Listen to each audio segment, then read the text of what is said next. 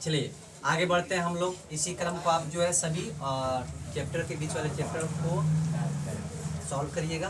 फिर आपका क्वेश्चन कहाँ से डाउट है किरचॉफ से बताते हैं। कहा गया किरचॉफ्स लॉ।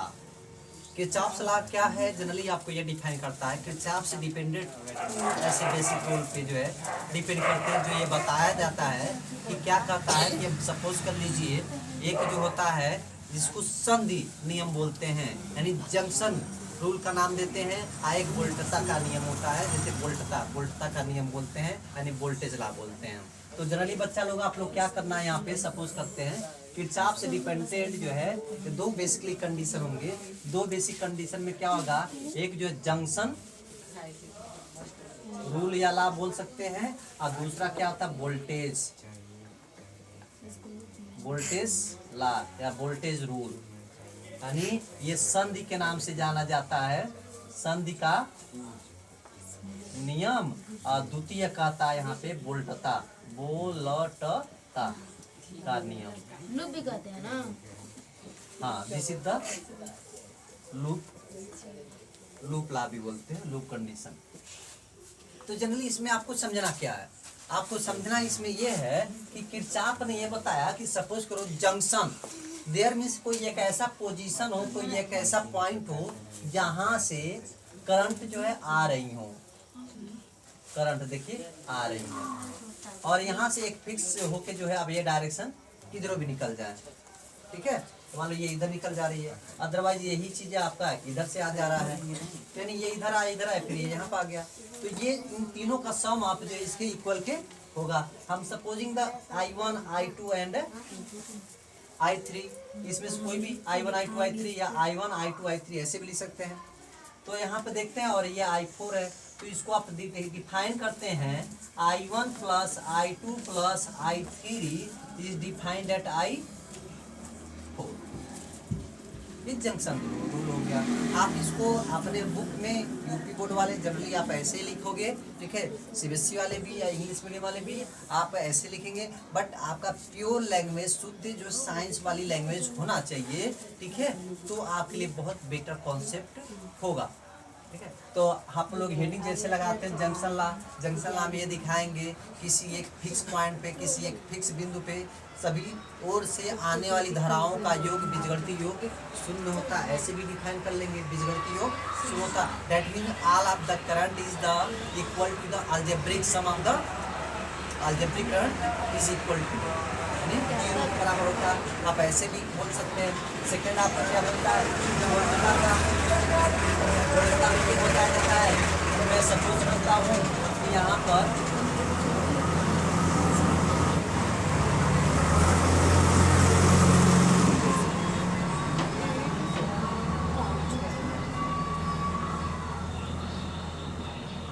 E1 E2, ठीक है, जहाँ से हमारा I1 करंट है, I2 करंट है, इन दोनों का सम आप हो जाएगा, तो क्या हो जाएगा I1 और I2, and there is the R1 R2 और R3, ठीक है। तो यहाँ पे आपको यही बताया जाता है कि इसमें वोल्टता का नियम ये बताया गया है कि यहाँ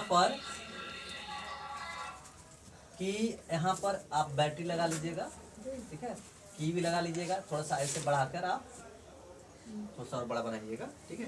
रिपीट हो रहा है ना, इसको इस बाकी सब आप चीज़ पढ़ चुके हैं। तो जनरली हमें यहाँ पे ये देखा जाएगा कि इसका वोल्टता का नियम ये कहता है कि कुल जितने भी करंट हैं और उसका रेजिस्टेंस है वो क्या होगा, टोटल समेशन के क्या सम आपके इक्वल होगा, इलेक्ट्रोमोटिव फोर्स के इक्वल होगा। तो डेट मीन्स आप इसको सिग्मा ऐसे लिखें, ठीक है। आप सिग्मा आई और आई क्या आपका करंट, आर रेजिस्टेंस। अब यहाँ पे क्या बताया जाएगा, सीधे ये जो है क्या जीरो के इक्वल होगा, बीजगणितीय इक्वल हो गया। या आप लिख यहाँ पे ऐसा दिखाना चाहें इलेक्ट्रोमोटिव फोर्स की इक्वल हो जाएगा, ठीक है। EMF इलेक्ट्रोमोटिव फोर्स के इक्वल में भी दिखा सकते हैं। जो हम इधर मान लो ई है, इसको इधर करेंगे तो क्या जीरो ही आएगा ना, ठीक है। तो इस तरह से देख पाते हैं। इसके बाद आप यहाँ पे तुरंत बोल देते हैं कि इसी बेस पे एक जो लॉ बन के आता है व्हीटस्टोन ब्रिज। व्हीटस्टोन आपका जो सेतु होता है उसको हम बोलते हैं। तो यहाँ पर आप ऐसे देखेंगे बीच स्टोन ब्रिज, यानी मीटर सेतु के नाम से जानते हैं। मीटर सेतु भी इसमें आएगा, ठीक है। Wheatstone and metre bridge, metre bridge, ठीक है। तो दोनों एक ही बात लगा देना ना, विच स्टोन, तो वैसे ही रहेगा ना।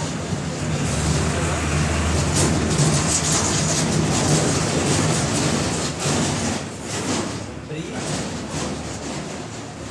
एवं मीटर सेतु। तो इसमें जनरली आपको क्या करना है ना कि आप ये देखिए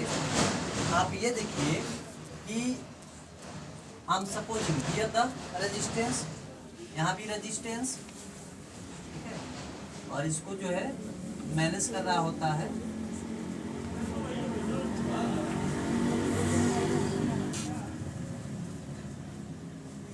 और यहाँ पे हम पी लगा रखे हैं ऐसे।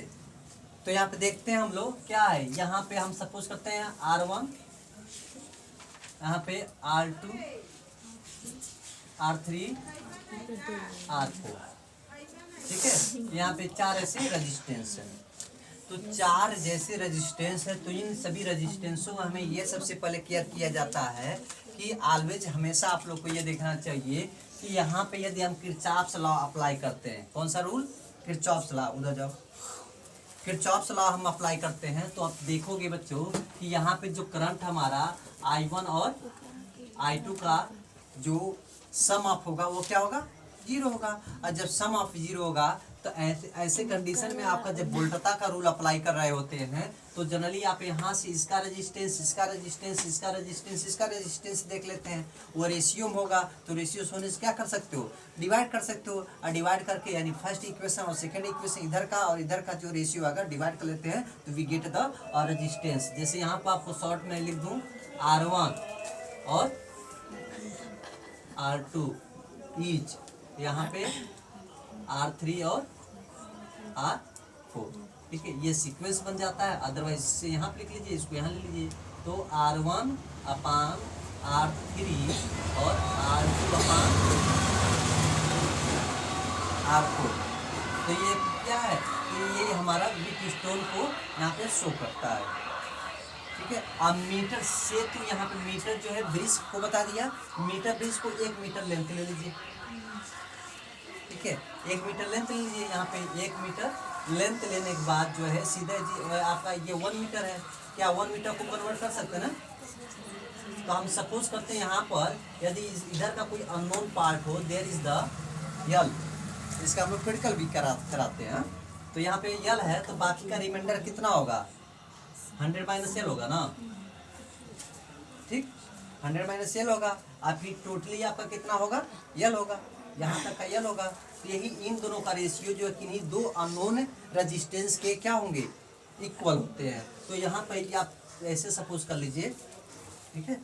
तो मैंने यहाँ पे ये सपोज किया R2 आपका ये यल है, और यहाँ पर R4 जो है लिख दीजिए 100 माइनस यल, और यहाँ पे आपका लिख देंगे R1 अपान R3। ये मीटर ब्रिज को शो करता है, ठीक है। आपके बुक में और भी कई बुकों में जब पढ़ोगे तो कहीं कहीं PQR देता है, तो उससे कोई इफेक्ट नहीं पड़ता। बस आपको कॉमन ये होना चाहिए कि there is the ratio of the help of the going to the which is वोल्टता लॉ, मतलब वोल्टेज रूल के अकॉर्डिंग चलता है। फिर शुरुआत में जंक्शन वाला वो रहता ही है करंट में, तो करंट में आपका इक्वल हो जाता है। फिर वहाँ से डिवाइड करके कट करके ये गेट डायरेक्ट इक्वेशन ले लेते हैं, ये इक्वेशन हो जाता है। इस पे जो है इसका क्वेश्चन, इस पर क्वेश्चन और मीटर ब्रिज पर विच स्टोन से, और ये हो जाए किरचॉफ पर जो है आपके बोर्ड में एक फुल क्वेश्चन आता है जो 1 से लगाया आपका 4 से 6 नंबर तक कैरी फॉरवर्ड करता है आपके बोर्ड के लिए।